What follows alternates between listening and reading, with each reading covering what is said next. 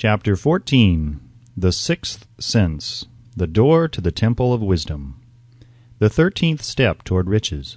The 13th principle is known as the Sixth Sense, through which infinite intelligence may and will communicate voluntarily without any effort from or demands by the individual. This principle is the apex of the philosophy. It can be assimilated, understood, and applied only by first mastering the other 12 principles. The sixth sense is that portion of the subconscious mind which has been referred to as the creative imagination. It has also been referred to as the receiving set through which ideas, plans, and thoughts flash into the mind. The flashes are sometimes called hunches or inspirations. The sixth sense defies description. It cannot be described to a person who has not mastered the other principles of this philosophy, because such a person has no knowledge and no experience with which the sixth sense may be compared. Understanding of the sixth sense comes only by meditation through mind development from within. The sixth sense probably is the medium of contact between the finite mind of man and infinite intelligence, and for this reason it is a mixture of both the mental and the spiritual. It is believed to be the point at which the mind of man contacts the universal mind. After you have mastered the principles described in this book, you will be prepared to accept as truth a statement which may, otherwise, be incredible to you, namely, through the aid of the sixth sense, you will be warned of impending dangers in time to avoid them, and notified of opportunities in time to embrace them. There comes to your aid, and to do your bidding, with the development of the sixth sense, a guardian angel, who will open to you at all times the door to the temple of wisdom. Whether or not this is a statement of truth, you will never know except by following the instructions described in the pages of this book, or some similar method of procedure.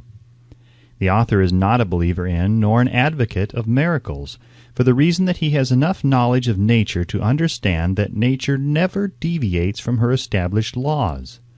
Some of her laws are so incomprehensible that they produce what appear to be miracles. The sixth sense comes as near to being a miracle as anything I have ever experienced, and it appears so only because I do not understand the method by which this principle is operated. This much the author does know, that there is a power, or a first cause, or an intelligence which permeates every atom of matter and embraces every unit of energy perceptible to man, that this infinite intelligence converts acorns into oak trees, causes water to flow downhill in response to the law of gravity, follows night with day and winter with summer, each maintaining its proper place in relationship to the other. This intelligence may, through the principles of this philosophy, be induced to aid in transmuting desires into concrete or material form. The author has this knowledge because he has experimented with it and has experienced it. Step by step, through the preceding chapters, you have been led to this, the last principle. If you have mastered each of the preceding principles, you are now prepared to accept, without being skeptical, the stupendous claims made here. If you have not mastered the other principles, you must do so before you may determine definitely whether or not the claims made in this chapter are fact or fiction. While I was passing through the age of hero worship, I found myself trying to imitate those whom I most admired. Moreover, I discovered that the element of faith with which I endeavored to imitate my idols gave me great capacity to do so quite successfully. I have never entirely divested myself of this habit of hero worship, although I have passed the age commonly given over to such. My experience has taught me that the next best thing to being truly great is to emulate the great by feeling and action as nearly as possible. Long before I had ever written a line for publication or endeavored to deliver a speech in public, I followed the habit of reshaping my own character by trying to imitate the 9 men whose lives and life works had been most impressive to me. These 9 men were Emerson, Paine, Edison, Darwin, Lincoln, Burbank, Napoleon, Ford, and Carnegie. Every night over a long period of years I held an imaginary council meeting with this group whom I called my invisible counselors. The procedure was this. Just before going to sleep at night, I would shut my eyes and see in my imagination this group of men seated with me around my council table. Here I had not only an opportunity to sit among those whom I considered to be great, but I actually dominated the group by serving as the chairman. I had a very definite purpose in indulging my imagination through these nightly meetings. My purpose was to rebuild my own character so it would represent a composite of the characters of my imaginary counselors. Realizing, as I did early in life, that I had to overcome the handicap of birth in an environment of ignorance and superstition, I deliberately assigned myself the task of voluntary rebirth through the method here described. Building character through autosuggestion. Being an earnest student of psychology, I knew, of course, that all men have become what they are because of their dominating thoughts and desires. I knew that every deeply seated desire has the effect of causing one to seek outward expression through which that desire may be transmuted into reality. I knew that self-suggestion is a powerful factor in building character, that it is, in fact, the sole principle through which character is built. With this knowledge of the principles of mind operation, I was fairly well armed with the equipment needed in rebuilding my character. In these imaginary council meetings, I called on my cabinet members for the knowledge I wished each to contribute, addressing myself to each member in audible words as follows. Mr. Emerson, I desire to acquire from you the marvelous understanding of nature which distinguished your life. I ask that you make an impress upon my subconscious mind of whatever qualities you possessed which enabled you to understand and adapt yourself to the laws of nature. I ask that you assist me in reaching and drawing upon whatever sources of knowledge are available to this end. Mr. Burbank, I request that you pass on to me the knowledge which enabled you to so harmonize the laws of nature that you caused the cactus to shed its thorns and become an edible food. Give me access to the knowledge which enabled you to make 2 blades of grass grow where but 1 grew before, and helped you to blend the coloring of the flowers with more splendor and harmony, for you alone have successfully gilded the lily. Napoleon, I desire to acquire from you by emulation the marvelous ability you possess to inspire men and to arouse them to greater and more determined spirit of action. Also to acquire the spirit of enduring faith, which enabled you to turn defeat into victory and to surmount staggering obstacles. Emperor of fate, king of chance, man of destiny, I salute you. Mr. Payne, I desire to acquire from you the freedom of thought and the courage and clarity with which to express convictions which so distinguished you. Mr. Darwin, I wish to acquire from you the marvelous patience and ability to study cause and effect, without bias or prejudice, so exemplified by you in the field of natural science. Mr. Lincoln, I desire to build in my own character the keen sense of justice, the untiring spirit of patience, the sense of humor, the human understanding, and the tolerance which were your distinguishing characteristics. Mr. Carnegie, I am already indebted to you for my choice of life work, which has brought me great happiness and peace of mind. I wish to acquire a thorough understanding of the principles of organized effort, which you used so effectively in the building of a great industrial enterprise. Mr. Ford, you have been among the most helpful of the men who have supplied much of the material essential to my work. I wish to acquire your spirit of persistence, the determination, poise, and self-confidence which have enabled you to master poverty, organize, unify, and simplify human effort, so I may help others to follow in your footsteps. Mr. Edison, I have seated you nearest to me at my right, because of the personal cooperation you have given me during my research into the causes of success and failure.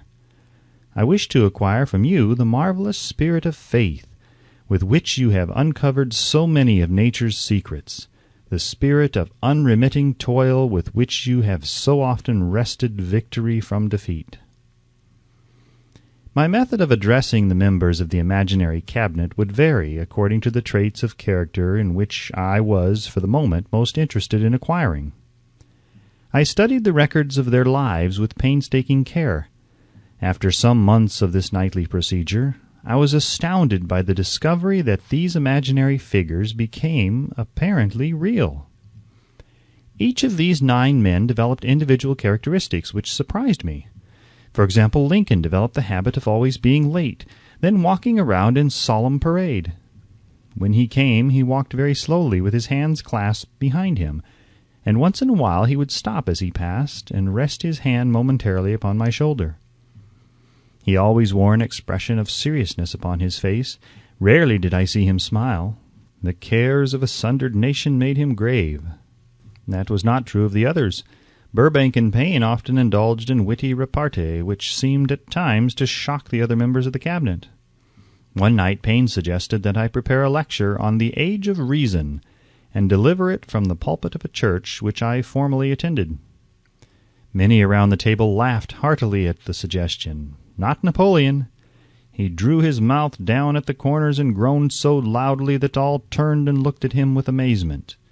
To him the church was but a pawn of the state, not to be reformed, but to be used as a convenient inciter to mass activity by the people.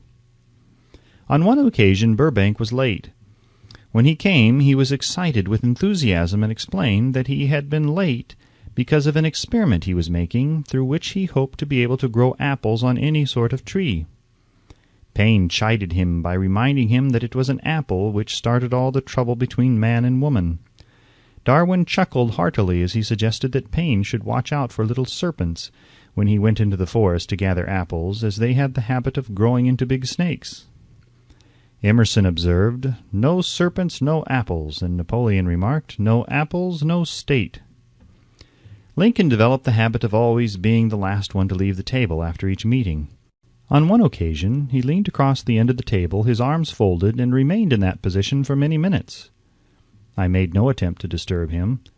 Finally he lifted his head slowly, got up and walked to the door, then turned around, came back, and laid his hand on my shoulder and said, "My boy, you will need much courage if you remain steadfast in carrying out your purpose in life.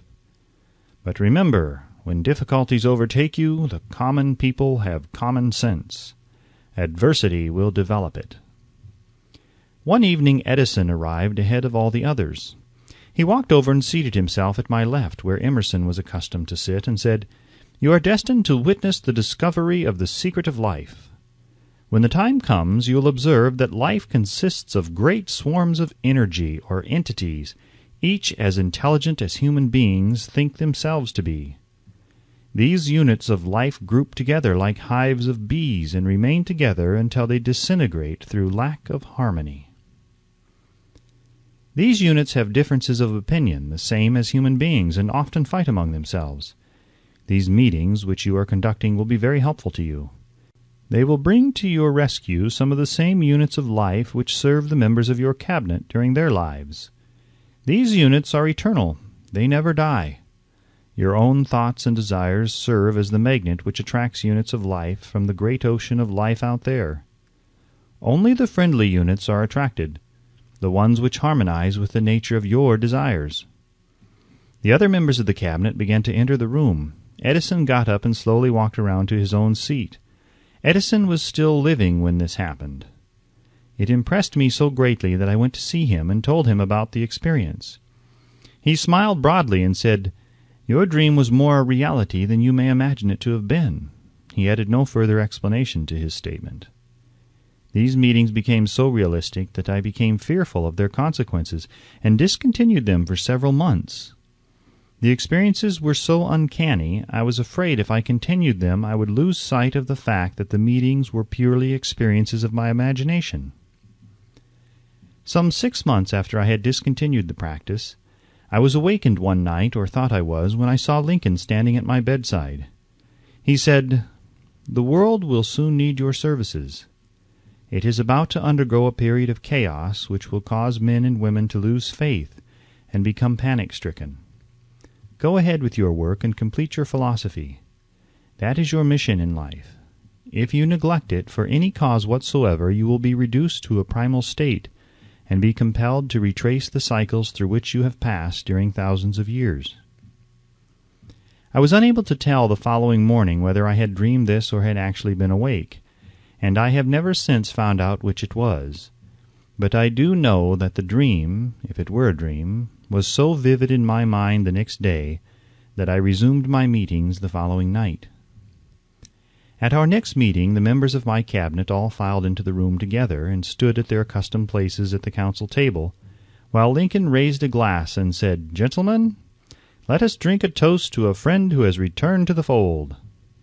After that, I began to add new members to my cabinet, until now it consists of more than 50, among them Christ, St. Paul, Galileo, Copernicus, Aristotle, Plato, Socrates, Homer, Voltaire, Bruno, Spinoza, Drummond, Kant, Schopenhauer, Newton, Confucius, Albert Hubbard, Braun Ingersoll, Wilson, and William James.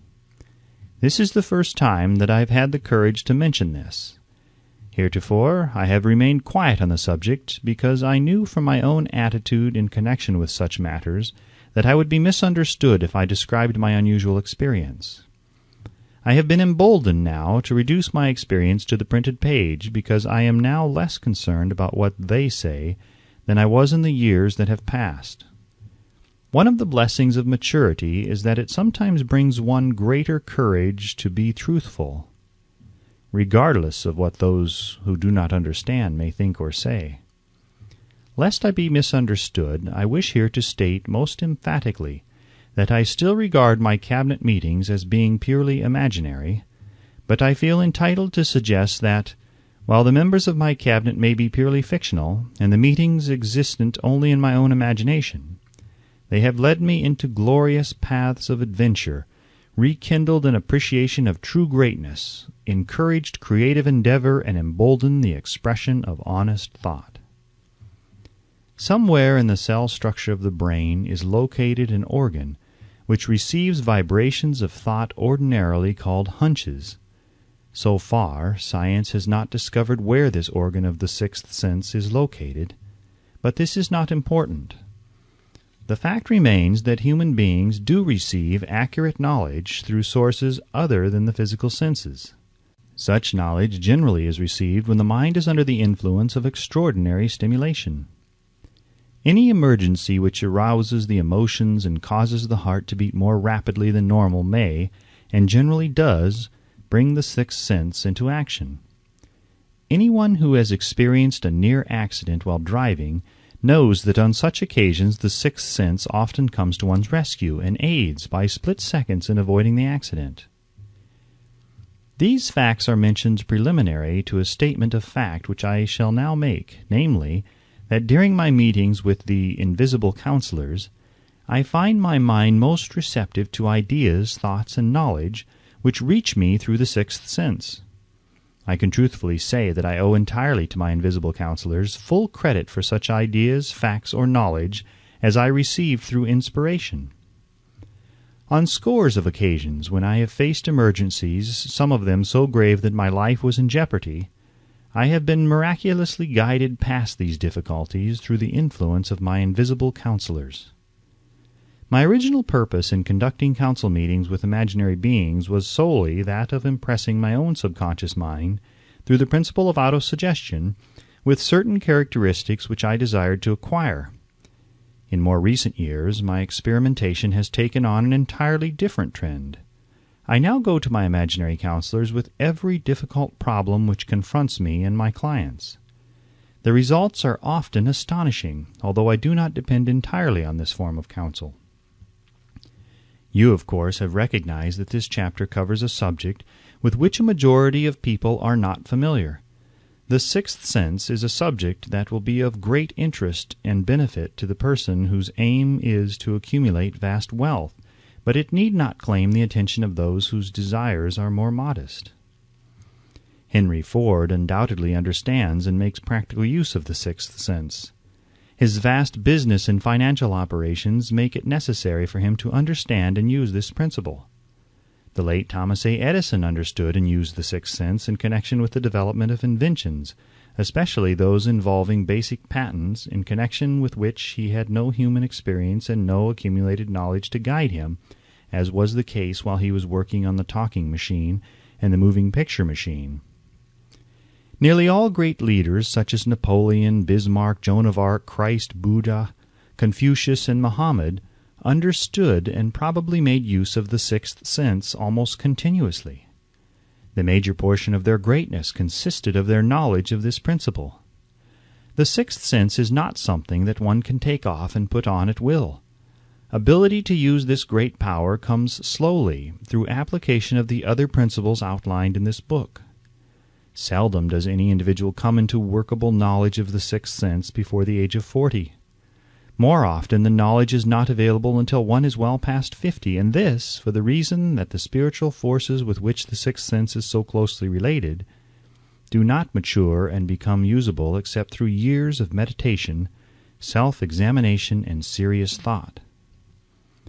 No matter who you are or what may have been your purpose in reading this book, you can profit by it without understanding the principle described in this chapter.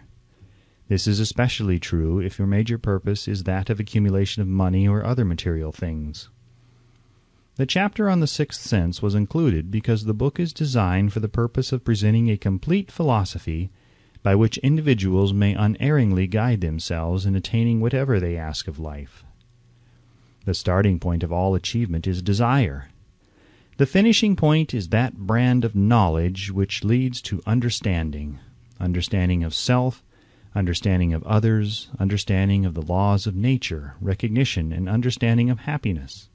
This sort of understanding comes in its fullness only through familiarity with and use of the principle of the sixth sense. Hence that principle had to be included as part of this philosophy, for the benefit of those who demand more than money. Having read the chapter, you must have observed that while reading it, you were lifted to a high level of mental stimulation. Splendid! Come back to this again a month from now, read it once more, and observe that your mind will soar to a still higher level of stimulation. Repeat this experience from time to time, giving no concern as to how much or how little you learn at the time, and eventually you will find yourself in possession of a power that will enable you to throw off discouragement, master fear, overcome procrastination, and draw freely upon your imagination. Then you will have felt the touch of that unknown something which has been the moving spirit of every truly great thinker, leader, artist, musician, writer, statesman. Then you will be in position to transmute your desires into their physical or financial counterpart as easily as you may lie down and quit at the first sign of opposition. Faith versus fear. Previous chapters have described how to develop faith through autosuggestion, desire, and the subconscious. The next chapter presents detailed instructions for the mastery of fear. Here will be found a full description of the 6 fears which are the cause of all discouragement, timidity, procrastination, indifference, indecision, and the lack of ambition, self-reliance, initiative, self-control, and enthusiasm. Search yourself carefully as you study these 6 enemies, as they may exist only in your subconscious mind, where their presence will be hard to detect. Remember, too, as you analyze the 6 ghosts of fear, that they are nothing but ghosts because they exist only in one's mind.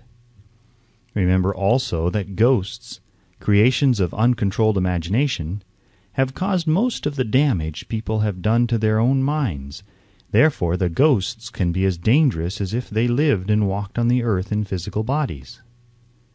The ghost of fear of poverty, which seized the minds of millions of people in 1929, was so real that it caused the worst business depression this country has ever known. Moreover, this particular ghost still frightens some of us out of our wits.